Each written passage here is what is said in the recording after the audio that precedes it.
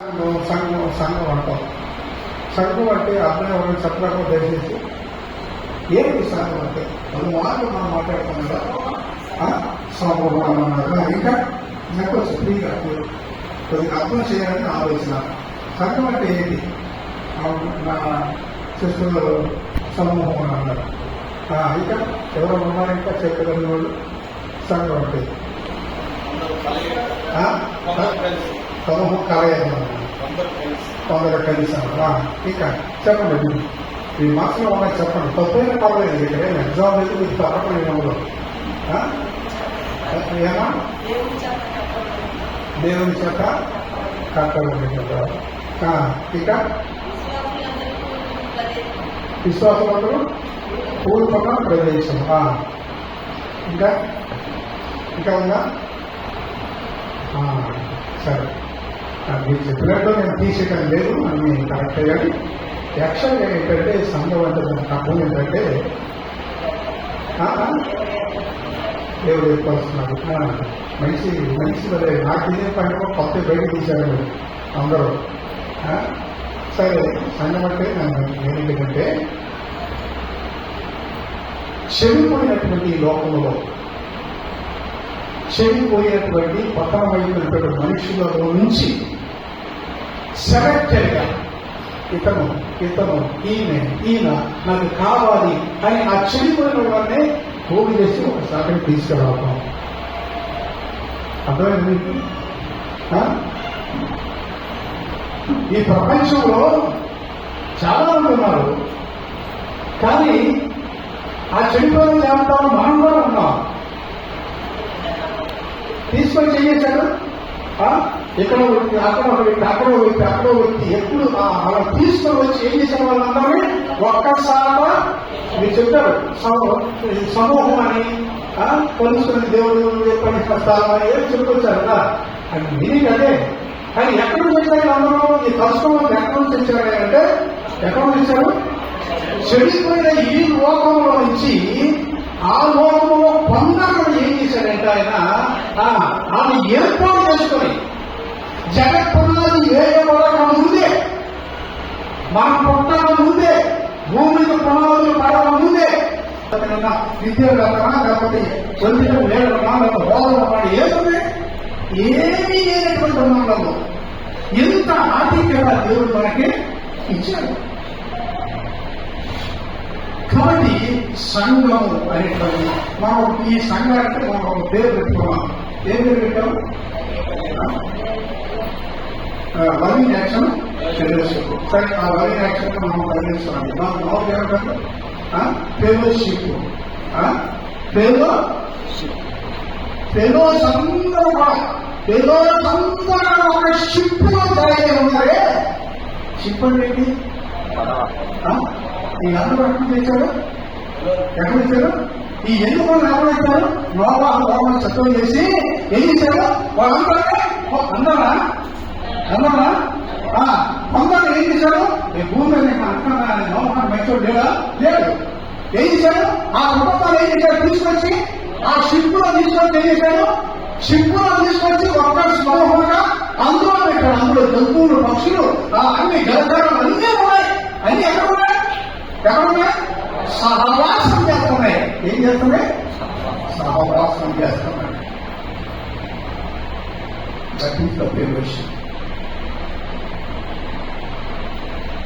చాలా మందికి తెలియదు ఫెలోషిప్ అంటారు, కానీ దేవుడిని ఎక్కడ చేశాడో సురక్షితమైన స్థలంలో, నోరు ఎక్కడ ఉన్నాడో సురక్షితమైన స్థలంలో, ఎక్కడ ఉన్నాడు ప్రత్యేకించబడినటువంటి స్థలంలో, నేను విడిచిపెట్టిన ఎవరైనా పోవాలి అంతమైపోయి బిడ్డలు లేదు, వార్త లేదు, వాడ లేదు, అసలు ఈ భూమిత నీ నామం పొందకుండా, నా నామం పొందకుండా పోయి మరి ఏం చేశాడు? ఫెలోషిప్ ఒక వాన సిద్ధం చేశాడు. ఆ దినంలో ఆ దేశంలో నోరు ఒక వాన శబ్దం చేసి ఆ రైతులు ఎలాగో పెట్టాడో ఈ సహవాసంలో, ఈ ఫెలోషిప్ లో ఏం చేశాడు? అంటే భూషణాన్ని తీసుకొచ్చారు, తర్వాత మరొక నాయకుడు తీసుకొచ్చారు, తర్వాత మరొక నాయకుడు తీసుకొచ్చారు. వీళ్ళందరూ ఏం చేస్తున్నారు? వారు నడిపేటువంటి వ్యక్తులుగా వీళ్ళని ఏం చేశారు? ఈ సమూహాన్ని తీసుకొచ్చి వీళ్ళందరూ మన కొరకు ఏర్పాటు చేశారు. ఆ వారం పెంచాడు, వాళ్ళని ఆ నాయకత్వంలో ఉంచాడు, ఆ నడిపిలో ఉంచాడు. దీన్ని మనం ఆలోచన చేస్తే దేవుని యొక్క ప్రేమ, దేవుని ప్రణాళిక మన పట్ల ఎంత తీవ్రంగా ఉందో అది ఆలోచిస్తే మనం మౌనంగా ఉండలేము. మనం మౌనంగా ఉండడానికి అవకాశం లేదు. ఇక్కడ మనం చదివిన భాగంలో ఒకసారి చూడండి, మళ్ళా 18వ అధ్యాయంలో చదివాము. అలక్షణ్య వారిని అపూర్వంలో యూదులు ఎఫెసుకు వచ్చారు. అప్పుడు విద్వాంసులు లేఖనంలో ప్రవీణులై ఉండేమో.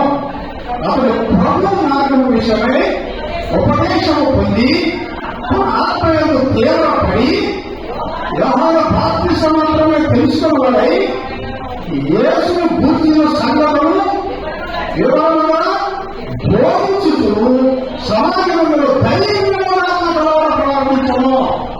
చూడండి, ఇతర గురించి రాయడం మాత్రం సామాన్య మాట. ఒక్కొక్క మాట ధరించి దాన్ని చూడండి. ఈ వ్యక్తి ఎలా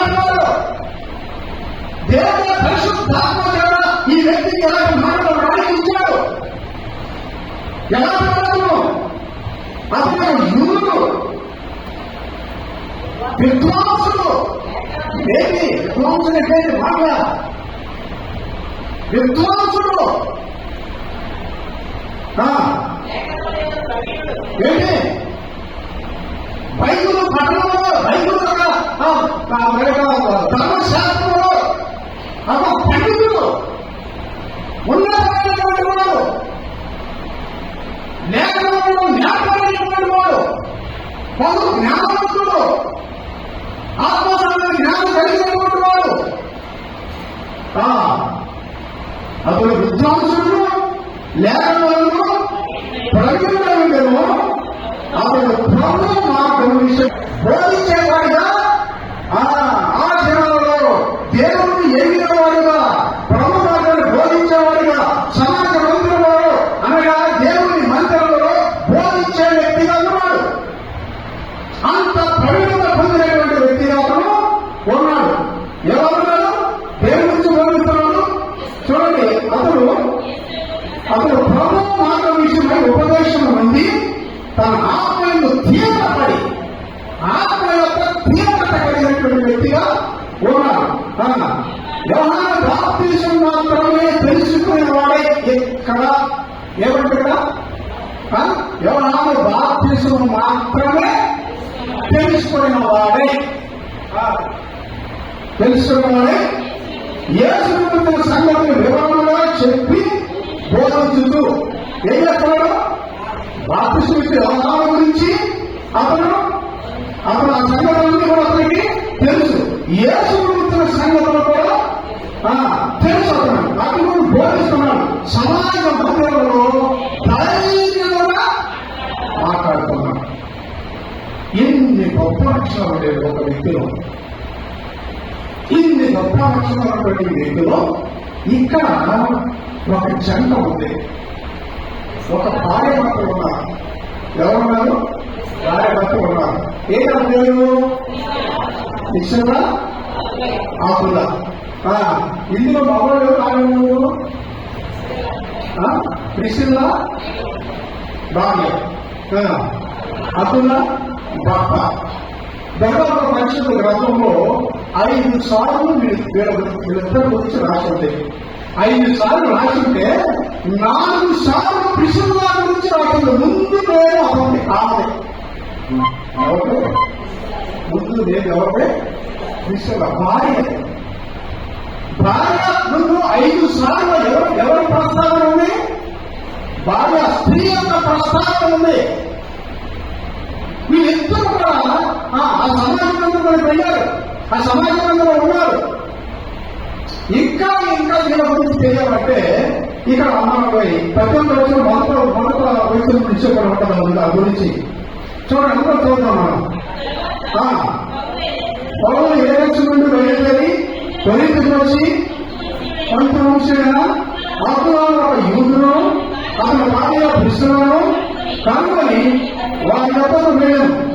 యూదులందరూ రోమా నుంచి పోవాలని క్లౌదియ చక్రవర్తి ఆజ్ఞాపించినందున వారి ఎదురు నుండి కొత్తగా వచ్చిన వారు వారి వృత్తికి బేరాలు పెట్టేవారు. పౌలు అదే వృత్తి వారు కనుక వారితో కాపాడుండను వారి కలిసి పని చేయించుండేది. పౌలు గారు ఎక్కడున్నారు? పౌలు గారు ఎక్కడున్నారు? అబ్దుల్లా ప్రిస్కిల్లా వీళ్ళిద్దరు ఉన్న చోట ఆయన ఉన్నారు. దేవుని సేవకుడికి పౌరుని గారికి స్థానం ఇచ్చినటువంటి కుటుంబం ఇది. దేవుని సేవకులను చేర్చుకున్నటువంటి కుటుంబం ఇది. పౌరు గారిని చేర్చుకోవడం మాట కాదు. ఎందుకు తెలుసా? పౌరు గారికి ఎక్కడికైనా గంటలే, ఎక్కడికైనా మాట్లాడితే ఎవరు చేసుకున్నారంటే ఒక రకమైనటువంటి వృత్తినే. కానీ ప్రాణాలను తెగించారు. ఆ పిల్లలు యేసు గురించి బాగా తెలియదు. ఎవరికి యేసు గురించి తెలియదు, ఆయన కార్యం గురించి తెలియదు, మానవ గురించి తెలియదు, ఏమీ తెలియదు. కానీ పౌలు గారు వృత్తి, వీళ్ళ వృత్తి 2 విగ్రహాలు ఏం చేసేవాళ్ళు? బేరాలు పెట్టేటువంటి వారు. కాబట్టి పౌలు అదే వృత్తి గారు అన్నాక వారితో కాపురం ఉండేమో, వారితో కాపురం అంటే దేవుని సేవకులైన వాళ్ళు చేర్చుకున్నారు. వారు కలిసి ఏం చేశారు? కలిసి చెప్పాలి. ఏం చేశారు? చదవ మైలు ఏమంటే కలిసి జ్ఞానం ఉంటారా? ఏంటి ఏముంటారు? ఒకే వారు గారు ఏం చేశారు? కలిసి ఏం చేశారు? కలిసి పని చేశారు. కలిసి ఏం చేశారు? దేవుడి పని చేశారు. వాళ్ళు వృత్తిలో అయితే అయ్యవచ్చు, వాళ్ళు కలిసి ఉండవచ్చు, వాళ్ళు చేస్తున్నారు. కానీ వాళ్ళు చేసినటువంటి పని అది ఏ పని అంటే, వాళ్ళ ప్లేస్ ఏంటంటే, వాళ్ళ ప్రణాళిక ఏంటంటే దేవుని రాజ్యం కట్టాలి, సైన్యాన్ని కట్టాలి, మనుషులను రక్షించాలి, చనిపోయిన వారిని సైన్యంలో చేర్చాలి అనేటువంటి ఆత్మత కలిగినటువంటి వ్యక్తులుగా వాళ్ళు భార్య భర్తలు ఇద్దరు పౌరులు గారు కలిసి ఉన్నారు. నేను అనుకోవడంలో మోసమై వచ్చినప్పుడు ఇంతకు మించి సమయం ఉంటుందని అనుకున్నాను. ఒకరు ఇద్దరు వచ్చి అంటే నాకు ఇచ్చిన్నాడు. అప్పుడు ఇప్పుడే జరిగిపోయా బాగా వచ్చినమాట. దేవుడు నాకు బాగా వచ్చిందైతే. మరి ఇప్పుడు ఇంకేంటి ఏం చూపుతుంది? అది ఎక్కడ ఈ చూపు వెళ్ళిపోతుంది అన్న. సరే ఏమైనా సరే ఆ దినాలలో భోజనం వచ్చినటువంటి దినాలలో ఆయన అడుగు పెట్టినప్పుడు అప్పటికప్పుడు ఇద్దరు నిన్నోడదు ఎక్కడ ఉంటుందా? రాగానే 1 సంవత్సరం అంట. సంవత్సరానికి ఏముంది? ఏమో. కాబట్టి ఏదైనా సరే ఆ దినాలలో పౌరు గారి దినాలను ఎవరైనా ఒక ఊరు ఒక సేవకు వెళ్ళాడంటే అక్కడ ఏమి ఉండదు. ఎవరో దేవుడు ఆత్మ కలిగిన వాడు, దేవుడు ప్రేమ కలిగిన వాడు, దేవుడు ప్రేరేపించిన వ్యక్తి ఎవరో చేర్చుకుంటారు. వాళ్ళు స్నానిస్తారు, వాళ్ళు ఆశ్రయిస్తారు, వాళ్ళ దేవుడి పనికి ఆనందం లేకుండా విశాల హృదయమే వాళ్ళ హృదయాన్ని తెలుస్తారు. వాళ్ళ హృదయాన్ని తెలిసినప్పుడు దేవుని సంఘం యొక్క పునాదులు పడతాయి. అక్కడ పునాదులు పడతాయి. ఎవరో ఉంటారు. దేవుడు ఏ ప్రదేశంలో అయితే ఎవరైనా ఉంటారు. అలాగనే ఈ పౌరు గారితో కలిసి పనిచేసేటువంటి ఆధిక్యత ఎవరు వచ్చింది? అబ్దుల్లా ప్రిస్సిల్లా వీళ్ళందరూ కూడా దేవుని సేవలు చేసుకుని దేవాలు వినకుండా కూర్చోలేదు. వాళ్ళు ఏం చెప్తున్నారు? పౌలు గారి దగ్గర అనేక విషయాలు నేర్చుకుంటున్నారు. అనేక విషయాలు, ఆత్మీయ విషయాలు, మర్మాలు, దేవుని రాజ్యం గురించి అనేక విషయాలు ఆయన దగ్గర నేర్చుకుంటున్నారు. నేర్చుకొని ఎలా అయిపోయారంటే వీళ్ళు కూడా బహు దిగ్భారైపోయారు, ఆత్మీయంగా బలిసిన వారైపోయారు, శక్తివంతులైపోయారు, బలవంతులైపోయారు. అయిపోయిన వాడు, బలం అయిపోయిన వాడు బలిసి మెల్లగా కూర్చుంటాడా? ఏం పని చేయకుండా ఉంటాడా? కూర్చోడు, స్వామిగా ఉండడు. కాబట్టి ఇలాంటి సహవాసం చేసినటువంటి వీరు ఇక్కడ మళ్ళా 18వ అధ్యాయం మనం చదివినటువంటి భాగంలో, మొదటిసారి చదివిన భాగంలో ఎక్కడ కనబడుతున్నారు. వీళ్ళు ఏం చేస్తారు? ప్రిస్కిల్లా, అప్పులయు విని ఏమన్నారు? దేవుడి మాటలు ఎవరు చెప్పేది? చెప్పేది పౌరా? ఎవరు చెప్పేది? దేవుడేనా? ఎవరు? అపోలోనా? మేము మా ముందుకే మీకు కన్ఫ్యూజన్ అయిపోతామే. ఎవరు? అపోలో అన్ని సార్లు నేను చెప్పి ఆయన గురించి అంత ఆత్మీయ వ్యక్తి అంత గొప్పగా ఇస్తే పౌరు ఇంకోదంట. కాబట్టి ఇక్కడ ఏది? ఎవరు? అపోలో అనేటువంటి వ్యక్తి ఇక్కడ ఎంత బహు ప్రవీణుడు ఉన్నాడో, ఎంత జ్ఞానవంతుడో, లేఖనాల్లో ఎంత గొప్పవాడుగా ఉన్నాడో, ఎంత ధైర్యంగా బోధిస్తున్నాడో, అంత నాలెడ్జ్ ఉన్నటువంటి వ్యక్తి, ఒక ప్రొఫెసర్ లాంటి వ్యక్తి. అలాంటి వ్యక్తి అక్కడ ఉన్న సంఘంలో ఎవరు లేరు. అలాంటి వ్యక్తిని ఇంటికి పిలిచాడు. అలాంటి వ్యక్తిని ఎక్కడ పిలిచాడు? బోధన్న తర్వాత ఆయన ఏం అర్థమైంది అంటే ఈ బోధ బాగానే ఉంది కానీ చాలా ఇతనికి 90% మార్కులు వస్తాయి కానీ ఒక 10% మార్కులు చదువుతుంది. కాబట్టి ఇతనికి 100% సంపూర్ణ చేయాలనుకున్నాడు భార్య భర్తలు.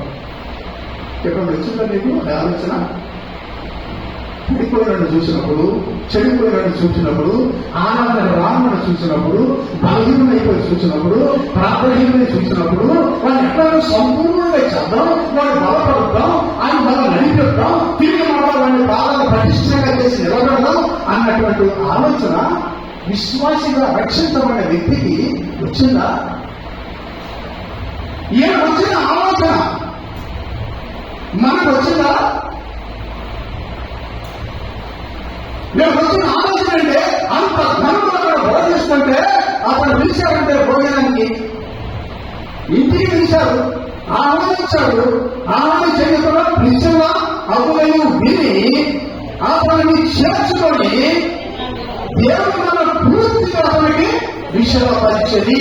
ఏదైతే రిమైనింగ్ ఉందో, ఏదైతే ఏ నాలెడ్జ్ లో ఇది ఇంకా కరెక్ట్ గా లేదు అని అనిపించిందో దాన్ని విషయంలో ప్రవర్తించడానికి కోసం వాళ్ళు అడుగులు బిగించారు. వాళ్ళు ఎలా బిగించారు? నీకేం తెలియదేనా? ఏంటి నువ్వు చెప్పి ఇది కరెక్టా? బయట ఏం చెప్తుంది? ఎలా ఉన్నారేంటి, అలా ఉన్నారేంటి, రాజేంటి, అది కాదు ఇది కాదు అని అన్నారు. చాలా ప్రేమ చూపించారు, చాలా ప్రేమ చూపించారు, పిలిచారు, ఆహ్వానించారు, కూర్చోబెట్టారు. మంచిగా వాళ్ళు తెలిసిన విషయాలను వాళ్ళకి చక్కగా వివరంగా అర్థమయ్యేలాగా ఏం చేస్తున్నారు? వాళ్ళు వివరిస్తున్నారు, చెప్తున్నారు. చెప్పారు. ఎవరు? ఒక ఆలోచన వ్యక్తిలో, ఒక గొప్ప వ్యక్తిలో అతనికి ఎందుకు పనికిరానటువంటి సామాన్యుడు అతను సలహా ఇవ్వాలన్నా, అతనికి చెప్పాలన్నా అతను సాహసిస్తాడా? సాహసిస్తామా? సాహసిస్తాడు. ఒక రాష్ట్రంలో ప్రధానమంత్రిలో నువ్వు అక్కడ చేసే పనులు చేయాలంటారని ఎవరు సాహసిస్తాడు? అలాగే ప్రవీణత కలిగినటువంటి వ్యక్తి వీళ్ళని చక్కగా ప్రేమలో ఇంటికి ఆహ్వానించి ప్రియులను చేయవలసిందే. నేను ఎందుకు ఇంత నొక్కి చెప్తున్నానంటే ఒక బలహీనంగా ఉన్నటువంటి వ్యక్తి దేవుడికి దూరంగా ఉన్న వ్యక్తిని అతను ఎలా పిలవాలి, ఎలా ఆదరించాలి, ఎలా చేసుకోవాలి, ఎలా మృదువుగా మాట్లాడాలి, ఎలా ప్రేమగా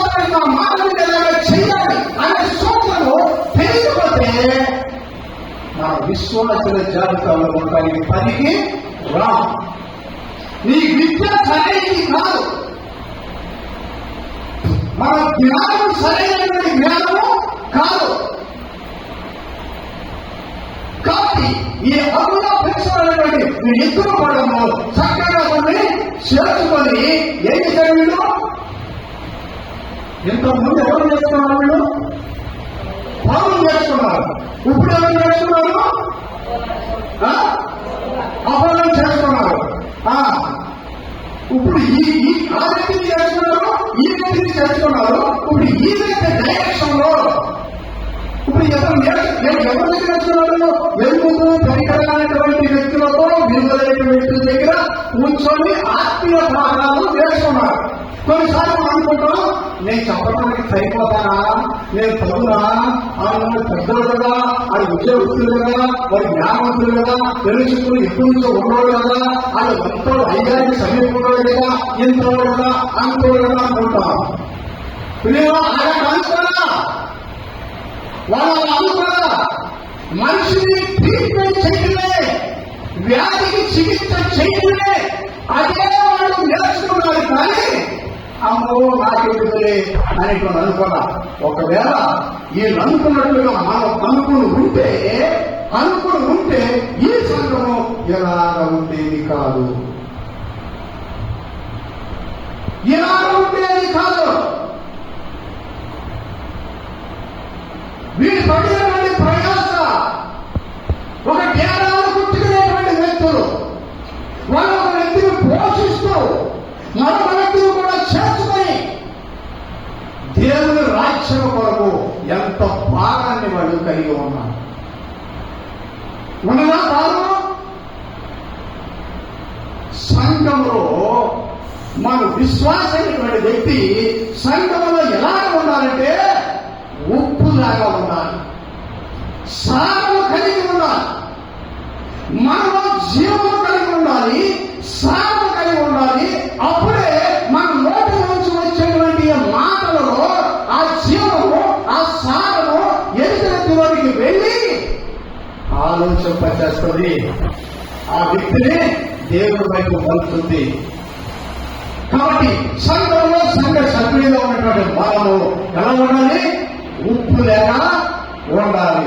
కానీ చాలా మంది ఇక్కడ గురించి మాట్లాడతారు. చాలా సంఘాల్లో నేను చూసిన వాటిలో అందులో కొందరు ఎలా ఉంటారంటే ఆ సంఘానికి ముప్పు లేక ఉంటారండి. ముప్పే కొన్ని సందర్భాల్లో చాలా మీరు పోటీటువంటి సందర్భాలు కొన్ని సంఘాలలో ఉన్నాయి. ఎందుకంటే ఎంతమంది పోటీ చేస్తున్నాడు, ఎంతమందికి ముప్పై ఉన్నాడు, ఎవరిని ఆత్మను బలహీనపరుస్తున్నాడు, ప్రోత్సహించేది లేదు, బలహీనపరిచేటువంటి తత్వం.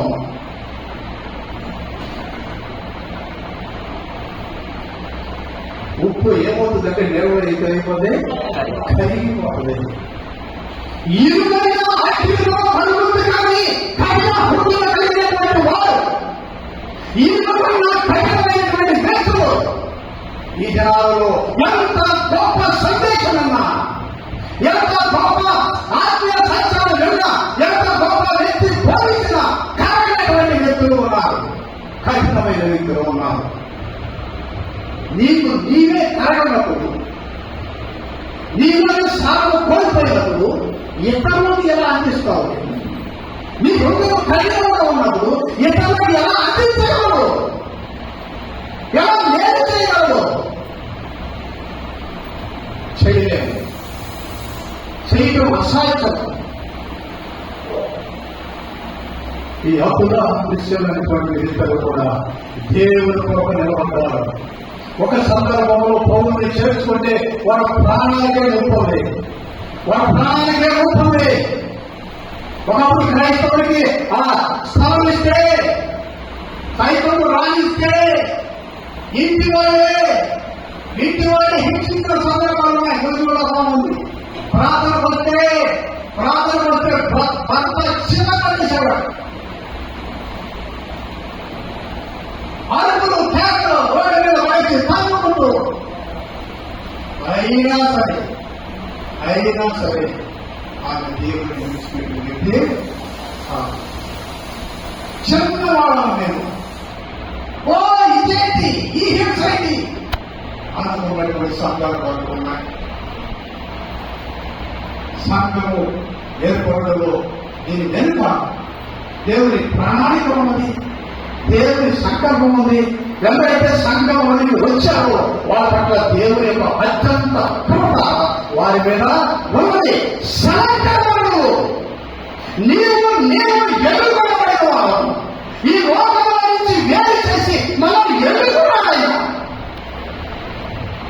ఎందుకుంటే కఠినమైపోయి సాగును పోగొట్టి ఆ ప్రకాశతను పోగొట్టుకొని నిర్వీర్యమైపోయినటువంటి ఆత్మీయ జీవితాన్ని జీవిస్తే దానివల్ల దేవుడు మహిమ వస్తుందా? దేవుడికి మహిమ వస్తుందా? దేవుడు సంతోషిస్తాడా? ఆ విశ్వాసం చూసి మంచి నమ్మకమైన దాదుగా అని పలుకుతాడా? ఇదిగో నా ప్రియ కుమారుడు ఈ రోజు ఆనందిస్తున్నాడని ప్రభుత్వం చెప్పిన మాటలు మనం కూడా చెప్పామా? ఆనందిస్తావా? ఎక్కడ ఆనందం ఉంటుంది దేవుడికి? పౌలు గారిని చేర్చుకోవడం ద్వారా వీళ్ళు పులిపిలుగా వీళ్ళు ఆత్మీయ వ్యక్తులు వీళ్ళు ఎదిగితే మరొక 15 కొంత ఉన్నటువంటి ఈ యొక్క అపోలోని చేర్చుకొని ఇతనికి పులిపిలుగా ఇతనికిచ్చి వీళ్ళిద్దరు తీసుకెళ్ళి ఏం చేశారంటే జపం చేశారండి. ఎవరిద్దరండి? ఇది నిద్రపోతారు. ఎవరిద్దరు నిద్రపోతాను రాయితే నిద్రపోతాను. ఎవరిద్దరు తమ్ముడు? ఎవరిని? పౌలుని అపోలోని. పౌలు అపోలో ఇప్పుడు ఎవరైపోయారు? వీళ్ళిద్దరూ తాగైపోయారు. ఇప్పుడు ఎలా ఉందంటే అగ్ని ఇక్కడ డబ్బైపోయింది. ఏ అగ్నిలాగా మండిపోతున్నారు ఇద్దరు. పౌలు ఒక పౌరుడికి ఒక మంచి సహకారం అందించాడు. ఎవరు అందించారు? అబ్దుల్లా విశ్వాసులుగా వాళ్ళు చేసినటువంటి పని, దేవుని పని, దేవుని పక్కన ఇష్టం లేక పరిశుద్ధ గ్రంథంలో దాన్ని రాసి వారి పేరు రాసి వారు చేసిన పనులు రాసి దేవుడు పరిశుద్ధ గ్రంథం వారిద్దరికి ఒక స్థానాన్ని ఇచ్చాడు. పరిశుద్ధ గ్రంథంలో ఒక పేజీలో వాళ్ళకి స్థానాన్ని ఇచ్చాడు. ఎంత గొప్ప దేవుడు! వీళ్ళిద్దరు సాధన చేస్తే ఇక అక్కడి నుంచి అప్పుడు ఎలా జంట పేరు ఎక్కడికైనా సరే పేరు ఎలా ఉంటాయంటే విడివిడిగా ఉండవు.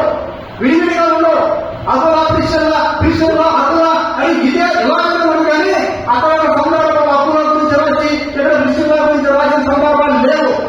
ఇక్కడ చాలా సందర్భాల్లో ఎలా ఉందంటే అపోలో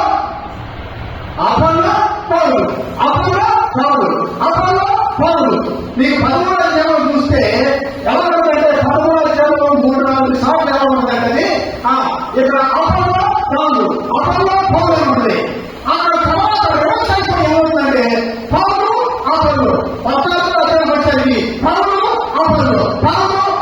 ఎవరు ముందుకి? ఎవరు పౌలు ముందుకు వచ్చేసాడు. పౌలు మంచి సహకారైపోయాడు. అక్కడ ఒక సందర్భంలో మాట్లాడతాడు పౌరుడు నాటను అప్పుడుగా ఏం చేశాడు? పీకేశాడా? ఏం కదమ్మా? ఎంతమంది పీకావు? సగం వచ్చిన ఎంతమంది పీకేశావు? ఇక్కడ ఏం చేశాడు? అప్పుడు ఏం చేశాడు? పౌరుడు నాటాడు. అప్పుడు ఏం చేశాడు? నీళ్లు పడ్డాడు. మంచి సహకారంగా ఉన్నాడు. వీళ్ళు నాటుతున్నాడు, వీళ్ళు నీళ్ళు పోస్తున్నాడు, వీళ్ళు పెంచుతున్నాడు. ఏది ఒక విశ్వాస బాధ్యత? ఏది పెంచే బాధ్యత? ఏది నాటే బాధ్యత? ఏది? ఆ బాధ్యత విశ్వాసాన్ని తీసుకోకపోతే సంఘము వద్దెలదు, సంఘం అభివృద్ధి చెందదు, సంఘం దేవునికి మహిమకరంగా ఉండదు, అతను విశ్వాసం పట్టించుకునేట్టుగా ఉండదు.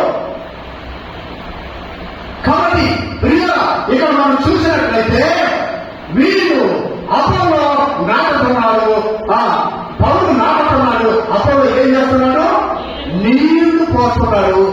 అభివృద్ధి చేసేవాడు ఎవరు? దేవుడే. నీ పని నువ్వు చెయ్యి, దేవుడు తన పని తను చేస్తాడు. ఒకడేమో వాక్యం చెప్తున్నాడు, నాడుతున్నాడు, వచ్చేసి మాట్లాడుతున్నాడు, ప్రోత్సహిస్తున్నాడు, ప్రతిపాదుతున్నారు, చేర్చుకుంటున్నారు, అయ్యా కాలు కట్టుకున్నారు అన్నారు. నేను ఎవరు అన్నారా కాలు కట్టుకున్నానని అన్నారు? మీరు ఎవరైనా అడిగారా? అమ్మ మా సంఘానికి కదా నీ కాలు పట్టుకుంటాను అడిగిన ఇక్కడ ఒకసారి చేయగలుగుతాను. నేను ఒక విశ్వాసం మా సంఘంలో రాకపోతానంటే వాడు కాలు పట్టుకుంటానని బతిలో అడిగిన అమ్మ వాడు ఒకసారి చెప్పండి చేయ తెచ్చావా? చెప్పండి రా. ఎవరు పెట్టారు అన్నారా? కుటుంబంలో పెట్టారు. ఆ జనాలలో, తాతగారి జనాలలో, కోసమయ్య జనాలలో, నా దగ్గర అనేక మంది ఎవరు వచ్చినటువంటి ఆ జనాలలో వాళ్ళని నుంచొని ఎందుకు పరికరాన్ని దైవాలుగా ఆ రోడ్డు కాక నుంచుంటే చోటు కాకుండా నుంచుంటే వాళ్ళు వచ్చి అన్నా మీ కాలు పట్టుకుంటానన్నా, మీ కాలు పట్టుకుంటానన్నా, యూత్ మీటింగ్ చదువుకుంటానా, నీ కాలు పట్టుకుంటానన్నా అని బతికి చాలా మంది ఉన్నారు. ఆవిడ ప్రతిమలట బహుశా ఎందుకు ప్రార్థన కూడా చేసి ఉంటాడేమో నా గురించి, అందుకే దేవుడు రక్షించాడేమో, అందుకే నేను నిలబడ్డాడేమో, అందుకే దేవుడు ఈ పాపకు ఊరి నుంచి వినిపించాడేమో. ఎందుకు చేయట్లా? ఒక విశ్వాసంగా నీ బాధను ఎందుకు నచ్చబోతున్నావు? దేవుడిని నడుపుకోవాలి. సైలెంట్ గా కూర్చొని నిలబడాలిగా, సైలెంట్ గా కూర్చొని వినిపించాలిగా. ఒక విద్వాంసుడికే, ఒక పండిత ప్రతివాడికే, ఒక బలమైన జ్ఞానికే, లేఖలను తెలిసిన వ్యక్తికే, ఆనందంగా మాట్లాడే వ్యక్తికే వాడు పిలిచి ప్రేమతో చేర్చుకొని అతను పులిపిగా 100% చేసి ఒక అణు పాములుగా తయారు చేసి పౌరులు జత చేస్తే అబ్బా ఎక్కడికి వెళ్ళినా సంఘాలు కట్టేస్తున్నారు, ఎక్కడికి వెళ్తా సంఘాలు కట్టేస్తున్నారు. ఏది ఇలా? ఏది మన విశ్వాసం? ఏది మన బాధ్యత? ఏది మన ప్రేమ? అది చూపించడానికి కుదరదా? అది చూపించలేమా? మనం పెట్టుకున్న జ్ఞానంలో దేవుని ప్రేమ మనలోంచి బయటికి రాదా?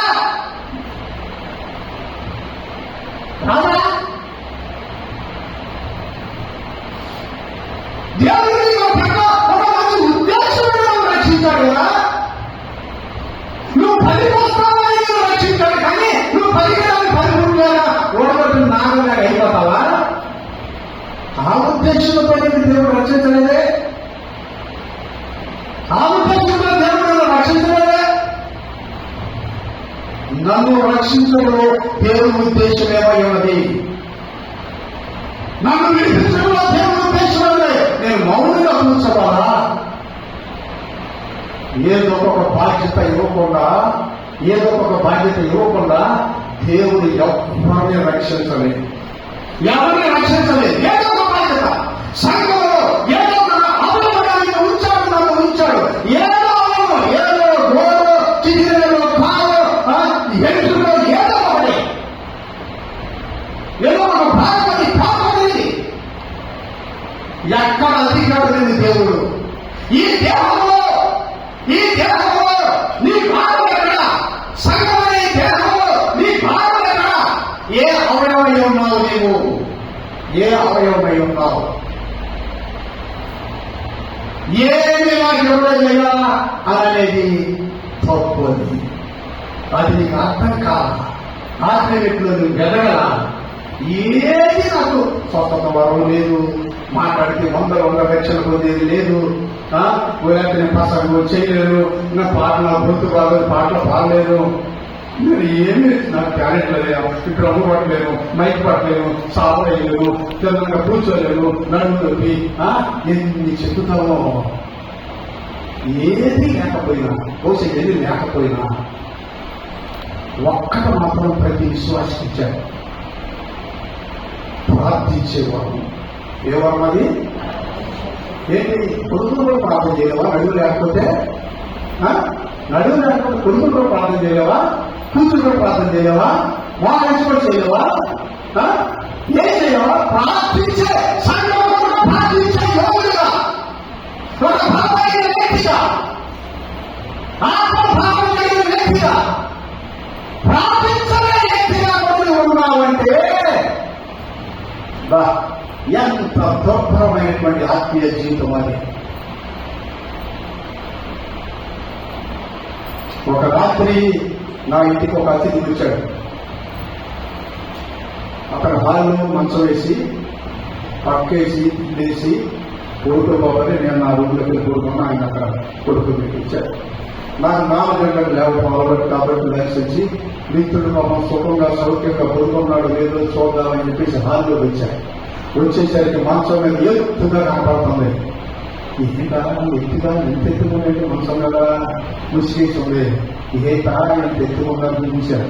కాసేపు అక్కడ ఆగి ఆలోచించాడు. ఏమైనా పడుకుంటే మంచి అంత ఎత్తుకున్నాడు ఏంటనుకుంటే కాసేపు నాకు అర్థం జరిగి మంచం మీద మారించాడు.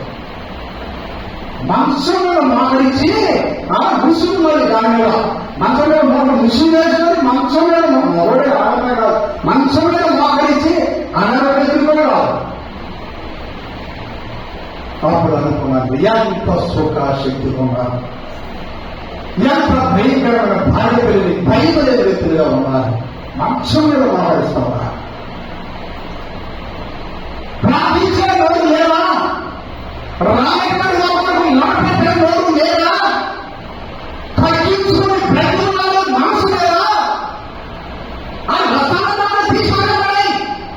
నీ దేవుడి దగ్గర తప్పులు లేవు అని చెప్పుకోవడానికి దేవుడి దగ్గర పొద్దున అయ్యా నేను వెళ్ళానయ్యా వాళ్ళతో నడపగలయ్యా బ్రహ్మయ్యా క్షమపడగలయ్యా పాలనయ్యా అని చెప్పడానికి నీకెవరైనా ఛాన్స్ ఉన్నారా? అడుగుతాడనుకో, దేవుడిని అడుగుతాడనుకో, నీ ఉన్నంత కాలంలో నేను రక్షించినటువంటి జనాల్లో నువ్వేం చేశావు, నువ్వు అక్కడ ఏం చేశావు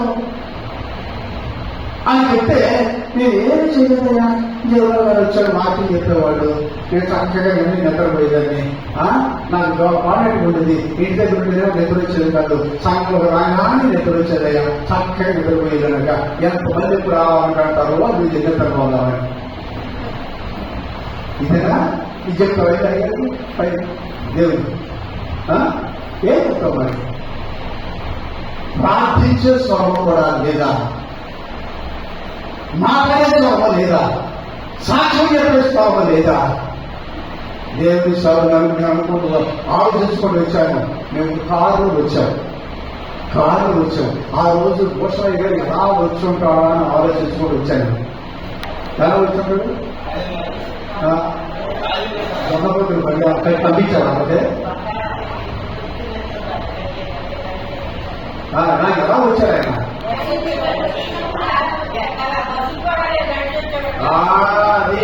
అది బాగా పాయింట్ కావాలి. నేను కారులో వస్తున్నాను. ఆ మహాభక్తుడు ఎలా వచ్చాడంటే ఆ రోజు నేను వెళ్ళినప్పుడు చదవాలని బస్సు లేదు, ఆయన నాకు ఎక్కడికి వస్తుంది. ఎలా వచ్చాడంటే నువ్వు నుంచి ఇక్కడ రావాలంటే ఎలా వచ్చాడు? కాని నగరంలో వచ్చాడు. పోషించుకున్నాడు, చేశాడు. పలా మంచి నమ్మకమైన దాంతో అనిపించుకున్నాడు. చాలా ఏది బాగా వచ్చాడు.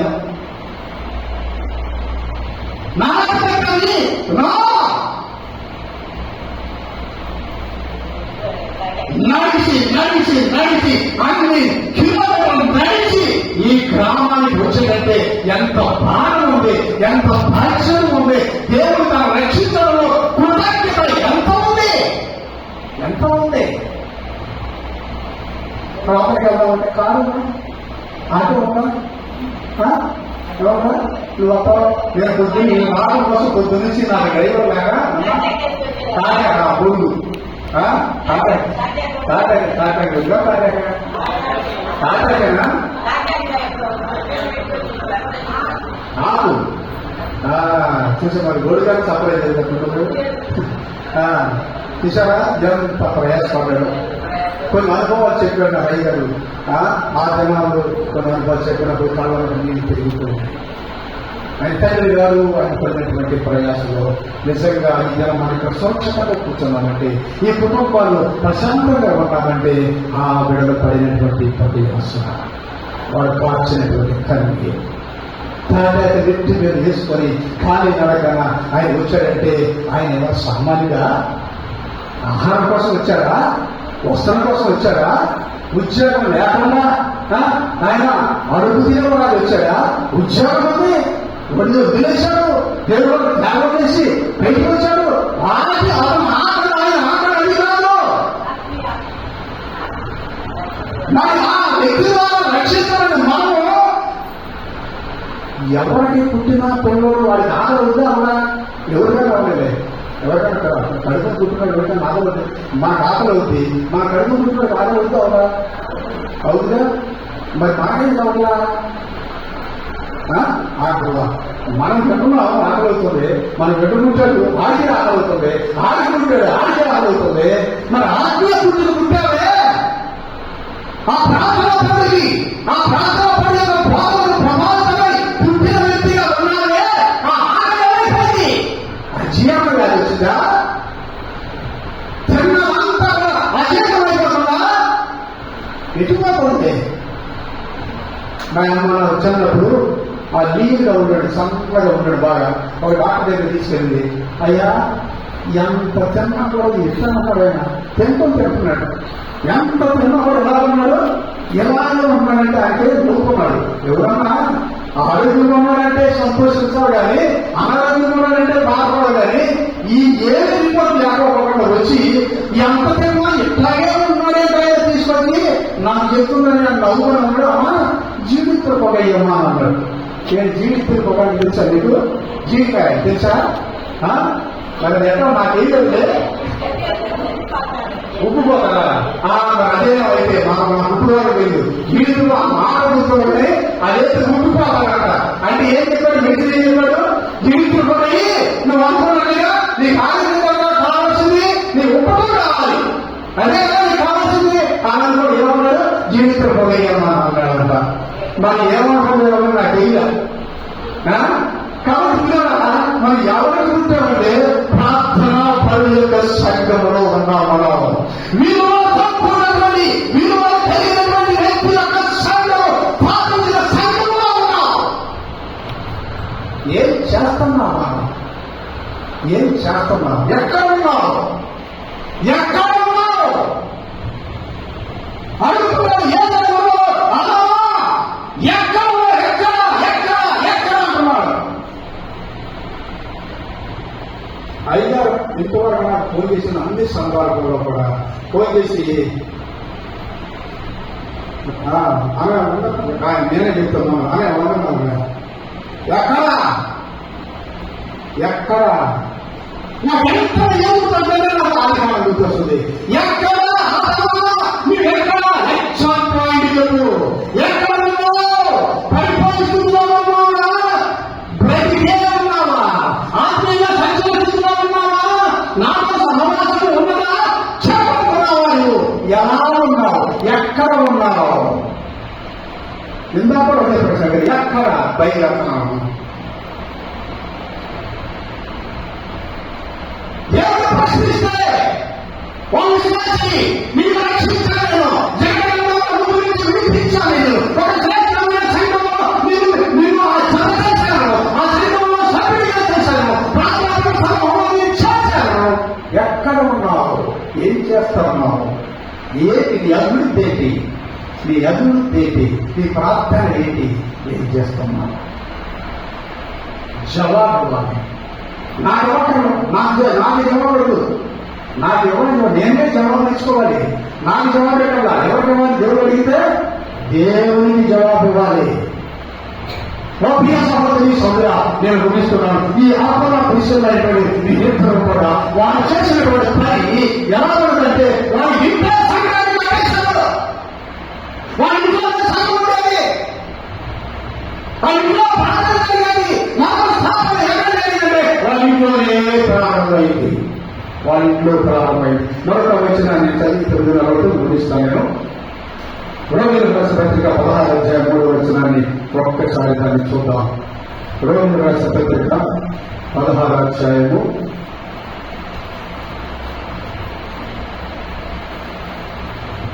1 క్రీస్తు యేసునందు నా చెప్పబడిన వారైన క్రీస్తులకును అతులకును నా వందనములు అగడే. ఏమన్నాడు ఇక్కడ? ఏమన్నాడు? పౌలు గారు రాస్తూ ఏమన్నాడు? క్రీస్తు యేసునందు నా చెప్పబడిన వారైన, నా చెప్పబడిన వారు, నా చెప్పబడిన వారైన క్రీస్తులకు అతులకు నా వందనములు చెప్పండి. ఎవరంటే మహాప్రభుడైనటువంటి పౌలు ఈ యొక్క విశ్వాసమైనటువంటి ఈ భారతపై ఏం చెప్తున్నాడు? వాళ్ళు నా వందనములు చెప్పండి. వాళ్ళు నా చెప్పబడిన వారు, నాతో పనిచేసిన వారు, నాతో కలిసి దేవురాజ్యం కట్టిన వారు, నా చెప్పబడి వారు. వాళ్ళు ఏం చెప్పాలంట? వందనములు చెప్పండి. వారు చూడండి, వారు నా ప్రాణం కొరకు తన ప్రాణములు ఇచ్చుట వైద్యము చేయించాడట. ఏం చేశాడంటే పౌరులు తెలుసుకొని వాళ్ళ ప్రాణాలను విలువ పెట్టలేవాడు. వాళ్ళు నా కొరకు, నా ప్రాణాన్ని రక్షించిన కొరకు వారి ప్రాణాలను కూడా ఇవ్వడానికి వాళ్ళు సిద్ధమైపోయినటువంటి వారు విశ్వాసులు. గుండెలు అదిరిపోతున్నాయండి. మనం చేసే భక్తికి, మనం చేసేటువంటి దేవుడి పనికి వాటితో పోల్చి చూసుకుంటే చర్చిలో పౌలు గారు లాంటి వాడే వారికి ఎలాగా రాస్తున్నాడో చూడండి. ఏమంటున్నాడు? నా ప్రాణం కొరకు తమ ప్రాణం ఇచ్చుటను తెగించి మరియు వారి ఎంత ఉన్న సంఘము ఏమన్నాడంటే అంత దగ్గర ఉన్నదే ఇట్లా ఏముంటే సంఘం ఉన్నది. వారి ఇంటిలో సంఘం ఏర్పడింది. ఎంతమంది ఉన్నారా? ఎంతమంది ఉన్నారు? కొట్టగా ఉన్నారా? ఈ అనుకున్నారంటే వచ్చేయాలి, మా ఇంటిని వచ్చేయాలి, ఇదిగో చూడండి లక్షలు లక్షలు. ఇది లక్షలు శ్రేష్టమైనటువంటి బలమైనటువంటి ఇలాంటి విశ్వాసులు ఎందరూ చాలండి దేవుడు రాజ్యం కట్టడానికి. ప్రార్థనాపరమైన వ్యక్తులు సంఖ్య కావాలా? ఆత్మీయత కావాలా? ఏది కావాలి? దేవుడు ఏమి చూస్తున్నాడు? ఎంతమంది ఈ మీటింగ్ పెట్టి ఎంతమంది వచ్చాడయా? 1,00,000 మంది వచ్చాడయా? అందులో మార్గదర్శి ప్రచారంలో ప్రార్థన చేయడం ఉన్నాడంటే ఒక్కడే. సరే సరే మరి చేశారు చాలా.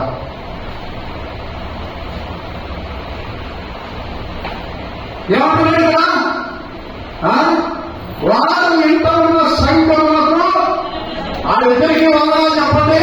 వారి ఇంట సంఘానికి కూడా వందనాలు చెప్పండి. మరణం చెప్పండి. నేను మాత్రం కాదు, అన్యులని సంఘముల వారందరికీ వీరికి కృతజ్ఞతలై ఉన్నారు. ఎవరెవరు? నియమకంగా కాదండి, నియమకంగా కాదు. ఏమన్నా ఎవరు? అన్య జనులని సంఘంలో వారందరూ ఏమంటున్నారు? వీరికి కృతజ్ఞత. అంటే ఎంత పనిచేసి ఉన్నారన్నాడు? అన్యులను రక్షించాడు, అన్యులని వెళ్ళాడు, అన్యులను ప్రతిపాడాడు, వారింటికి ఆహ్వానించాడు, వారింటిలో మంది దేవుడు చేశాడు.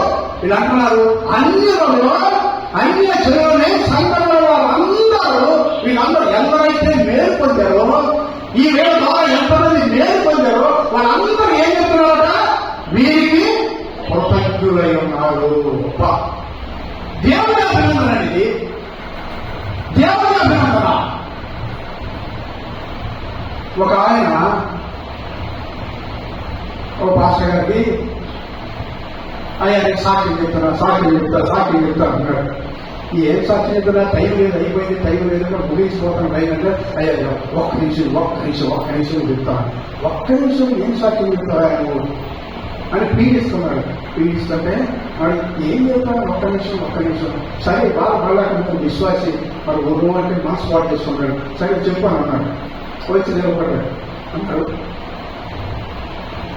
ఒక 2 మాటలు చెప్పాడు. మేము పాపులము, బహు పాపులము, దేవుడు మమ్మల్ని పాపం నుంచి విడిపించారు, మీరు కూడా దేవుడు నమ్ముకొని రక్షణ కావాలని ఇప్పటికీ చెప్పాడు. ఏం చెప్పాడు? మేము పాపులము, మేము కాపులము, మేము బహు పాపులము, దేవుడు మమ్మల్ని పాపం నుంచి రక్షించాడు, మీరు కూడా దేవుడు నమ్ముకోవడానికి దిగాడు. ఎంత సాక్ష్యం అనేది ఒక నిమిషం అనుకుంటే అయిపోయిందా అవ్వలేదా? ఈ పురాణం గురించి చెప్పడానికి కాదు, సందర్భం జరిగింది చేయండి. కాబట్టి ఇక్కడ జబ్బు అనేది ప్రస్తావన కాదు. ఇక్కడ అందులో ఏం చెప్తున్నారంటే కృతజ్ఞతలు ఉన్నవాళ్ళకి వాళ్ళు బాధ్యపడుతున్నారు, వాళ్ళు అన్యుల కోసం చేస్తున్నారు, అన్యులు చేసుకున్నారు, దేవుడి శాస్త్రం చేసుకున్నారు, ఎంతో జ్ఞానం సంపాదించినటువంటి ఈ యొక్క అపవాదం చేసుకున్నారు. అతను పరిమితి చేశారు, ఒక రకంగా ఇండైరెక్ట్ గా పరిమితి చేయడానికి అతను ఒక సైనికుడిగా చేశారు, పౌరులతో ప్రశ్నించారు, దేశంలో వేయించాడు కూడా వదిలేశాడు.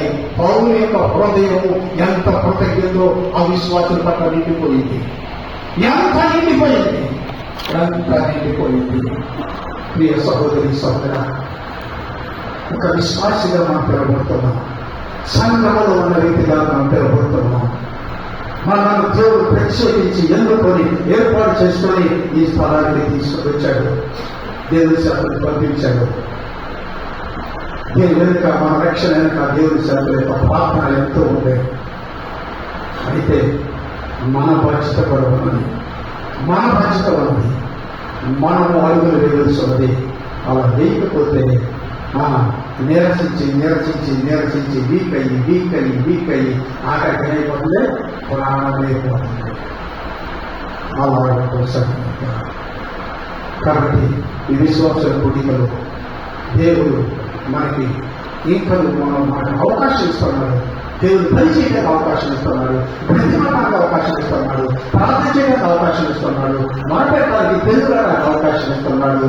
ఆ విధంగా దేవుడి స్థితిలో మనం ప్రార్థన చేసినట్లయితే దేవుడు మనకు తప్పక సంఘాన్ని అభివృద్ధి చేస్తాడు, మన కుటుంబాన్ని అభివృద్ధి చేస్తాడు. దేవుడు మెచ్చే విధంగా మన జీవితాలు ఆత్మీయంగా బలంగా ఉంటాయి. ప్రార్థిస్తున్నాం. చాలా అందరూ లేచి నిలబడ్డా ఒక చిన్న ప్రార్థన, అందరూ ఒక 5 నిమిషాలు.